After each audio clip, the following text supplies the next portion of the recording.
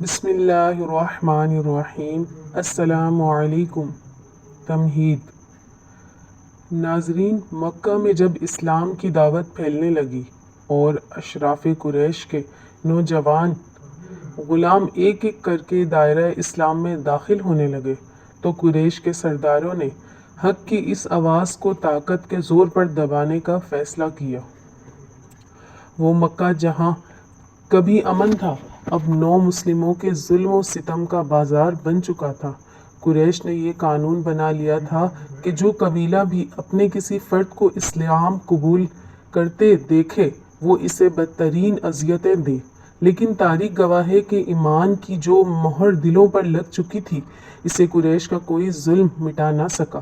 حضرت بلال بن رباح رضی اللہ تعالی عنہ پر مظالم کے اس دور میں سب سے زیادہ ستم حضرت بلال بن رباح رضی اللہ تعالی عنہ پر ڈھایا گیا، جو امیہ بن خلف کے غلام تھے۔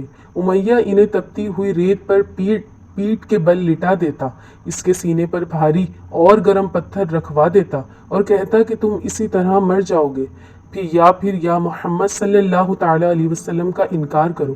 لیکن اس حالت میں بھی حضرت بلال بن رباح رضی اللہ تعالی عنہ کی زبان پر سے صرف ایک ہی لفظ نکلتا تھا، احد احد، یعنی اللہ ایک ہے، اللہ ایک ہے۔ آخر کار حضرت ابوبکر صدیق رضی اللہ تعالی عنہ نے انہیں بھاری رقم دے کر آزاد کرا دیا۔ آل یاسر کی لازوال قربانی۔ مکہ کا ایک اور مظلوم خاندان آل یاسر کا تھا۔ حضرت یاسر رضی اللہ تعالی عنہ، ان کی زوجہ حضرت سمیہ رضی اللہ تعالی عنہ اور ان کے صاحبزادے حضرت عمار بن یاسر رضی اللہ تعالی عنہ کو ابو جہل نے اس کے قبیلے کے لوگ مکہ کی تپتی ہوئی دھوپ میں لے جاتے اور لوہے کی قبا پہنا کر دھوپ میں کھڑا کر دیتے۔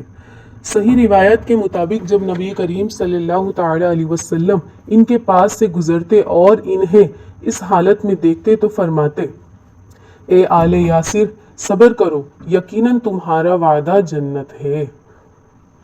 اسی تشدد کے دوران ابو جہل نے حضرت سمیہ رضی اللہ تعالی عنہا کے جسم پر نیزہ مار کر انہیں شہید کر دیا۔ وہ تاریخ اسلام کی پہلی خاتون شہید بنی اور کچھ ہی عرصے بعد ان کے شوہر حضرت یاسر رضی اللہ تعالی عنہ بھی اس تشدد کی وجہ سے جام شہادت نوش کر گئے۔ حضرت خباب رضی اللہ تعالی عنہ کی استقامت۔ مستند روایات میں حضرت خباب رضی اللہ تعالی عنہ کا واقعہ روح کانپ دینے والا ہے۔ وہ ایک لوہار تھے اور قریش کے لوگ انہیں دہتے ہوئے کوئلوں پر چت لٹا دیتے تھے اور ایک شخص ان کے سینے پر پاؤں رکھ دیتا کہ وہ ہل نہ سکے۔ خود حضرت خباب رضی اللہ تعالی عنہ بیان کرتے ہیں کہ ان کی پیٹھ کی چربی اور خون نے ہی ان کوئلوں کو بجھا دیا تھا۔ اتنی سخت تکالیف کے باوجود انہوں نے اسلام کا دامن ہاتھ سے نہ چھوڑا۔ خباب رضی اللہ تعالی عنہ کی روایت اور نبی کریم صلی اللہ تعالی علیہ وسلم کا فرمان۔ صحیح بخاری کی روایت ہے کہ حضرت خباب رضی اللہ تعالی عنہ فرماتے ہیں کہ ہم نے رسول اللہ صلی اللہ تعالی علیہ وسلم سے قریش کے مظالم کی شکایت کی۔ اس وقت آپ صلی اللہ تعالی علیہ وسلم کعبہ کے سائے میں اپنی چادر پر ٹیک لگائے بیٹھے تھے۔ ہم نے عرض کیا کہ آپ ہمارے لیے اللہ سے مدد نہیں مانگیں گے، کہ آپ ہمارے لیے دعا نہیں کریں گے؟ یہ سن کر نبی کریم صلی اللہ تعالی علیہ وسلم کا چہرہ مبارک سرخ ہو گیا اور آپ صلی اللہ تعالی علیہ وسلم نے ارشاد فرمایا، تم سے پہلے کی امتوں میں ایسے لوگ بھی گزرے ہیں کہ ایک آدمی کو پکڑ لیا جاتا اور اس کے لیے زمین میں گڑھا کھود کر اسے اس میں کھڑا کر دیا جاتا، پھر آرا لایا جاتا اور اس کے سر پر رکھ کر اس کے دو ٹکڑے کر دیے جاتے اور لوہے کی کنگھیوں سے اس کے گوشت اور ہڈیوں کو نوچا جاتا، لیکن یہ ظلم بھی اسے اس دین سے نہ روک سکتا تھا۔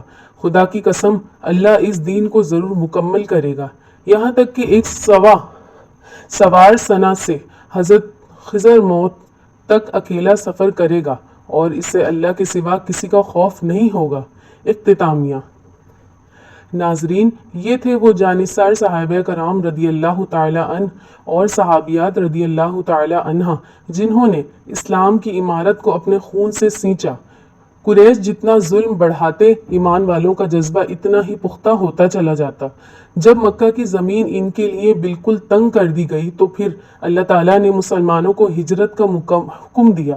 اگلی قسط میں ہم دیکھیں گے کہ مظلوم مسلمانوں نے اللہ کے حکم پر حبشہ کی طرف پہلی ہجرت کیسے کی اور وہاں نجاشی کے دربار میں کیا ہوا۔ اگر آپ کو یہ مستند تاریخ سیریز پسند آ رہی ہے تو اس ویڈیو کو لائک اور شیئر کریں اور کمنٹس میں ان عظیم صحابہ کو یاد میں حضرت رضی اللہ تعالی عنہ لکھیں۔ ہمارے چینل کو سبسکرائب کرنا نہ بھولیں۔ طبی مشورہ: آج کل گرمی کا موسم ہے، لو بھی چلتی ہے اور آئندہ چند ماہ مزید لو چلے گی۔ گھر میں امرت دھارا بنا کر رکھ لیں۔ امرت دھارا میں خلال ٹوتھ پک ڈبو کر ایک گلاس پانی میں اس ٹوتھ پک کو ہلائیں۔